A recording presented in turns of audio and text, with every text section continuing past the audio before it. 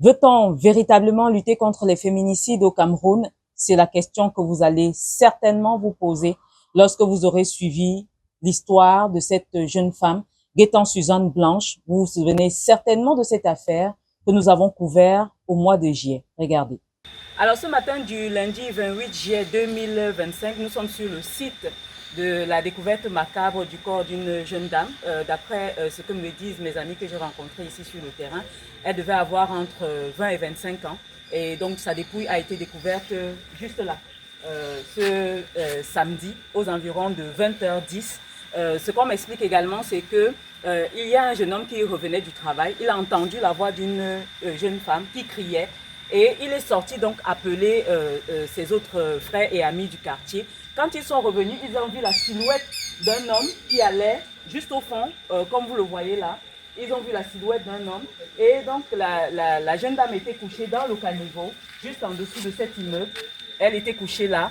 Et bon, d'après les examens, elle n'était pas enceinte, contrairement à ce qui se dit sur les réseaux sociaux. Elle n'était pas enceinte du tout. Elle a dû peut-être ingurgiter l'eau qui descend. Vous voyez bien, hein, il y a un tuyau d'eau qui descend là. Elle a dû ingurgiter cette eau-là. Et donc, personne pour le moment ne sait quelle est l'identité de cette jeune femme. Alors, dans notre comptabilité des féminicides, et autre détail, elle aurait été violée, d'après ce qu'a dit l'infirmière lorsqu'elle examinait le corps. Donc, d'après notre comptabilité, nous sommes déjà à plus de 45 cas de femmes qui ont été tuées depuis le début de l'année au Cameroun, 45 cas depuis le début de l'année 2025. Donc, nous allons suivre cette affaire. Si nous avons d'autres détails, nous allons vous le faire savoir. À bientôt. Comme vous l'avez compris, nous étions sur le terrain le 28 juillet pour avoir plus d'informations sur cette découverte macabre, cette jeune femme qui avait été découverte morte le samedi au soir, c'était aux environs de 20 heures, et nous nous étions rendus tour à tour à la brigade de gendarmerie de Bonamoussadi, puis à l'hôpital de district de Bonamoussadi. Ce qui nous avait été dit à l'époque, c'est que un couteau avait été trouvé près de la dépouille, mais n'avait pas été utilisé. Sur le terrain, comme vous avez dû l'entendre, les jeunes qui étaient présents avaient vu partir une silhouette euh, masculine et on n'avait pas découvert qui c'était. Nous étions entrés en contact avec les proches de la victime, ses amis, un groupe d'amis qui avaient soif de justice. Et il a été découvert, d'après le listing d'appel de la défunte, parce que son téléphone n'avait pas été retrouvé sur elle, encore moins l'argent qu'elle avait, parce qu'elle était à la recherche d'une chambre et avait donc rencontré un homme. Cet homme n'est autre que le nommé Simo Tachi Roger Armel. Et cet homme, d'après ce que nous ont dit les proches, lui avait fait la cour. C'est après qu'il a décliné l'identité comme étant un agent immobilier. Donc, elle s'est rendue à ce rendez-vous-là ce samedi, sachant qu'elle a non seulement affaire à quelqu'un en qui elle a confiance, d'après ce que nous ont dit les proches, mais également un agent immobilier qui va lui proposer la bonne affaire. Malheureusement, elle n'était pas revenue ce jour-là. Ce que nous avons à date comme information, ce sont des proches qui se plaignent.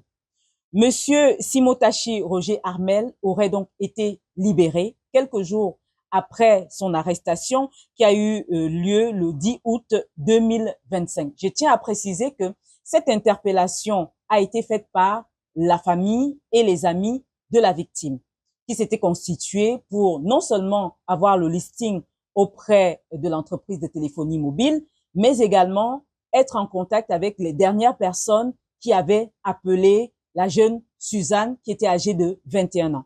Et donc, la dernière personne qui avait appelé Suzanne n'était autre que ce monsieur Simotachi Roger Armel. Lorsqu'on lui a mis la main dessus, d'après ce que nous disent les proches, il a été conduit à la brigade de gendarmerie de Bonasama, qui l'aurait transféré finalement à la brigade de gendarmerie de Bonamoussadi. Et puis, il aurait été conduit ensuite au tribunal. Au tribunal, d'après les proches, l'objet de la plainte aurait été changé dans un premier temps. Mais avant cela, l'une des proches, une tante du présumé meurtrier, aurait proposé de l'argent aux proches de la victime, donc à la famille de la victime. Lui-même, le présumé meurtrier, aurait proposé également 500 000 francs aux hommes en tenue. Mais il y a eu des tractations et il se trouve qu'au tribunal, l'objet de la plainte avait été changé, donc de poursuite de meurtre pour tentative de vol, d'après ce que nous disent les proches. Et donc, finalement, dans cette tractation, personne ne sait comment ça s'est passé, mais le bonhomme a été libéré. Que va-t-il se passer maintenant?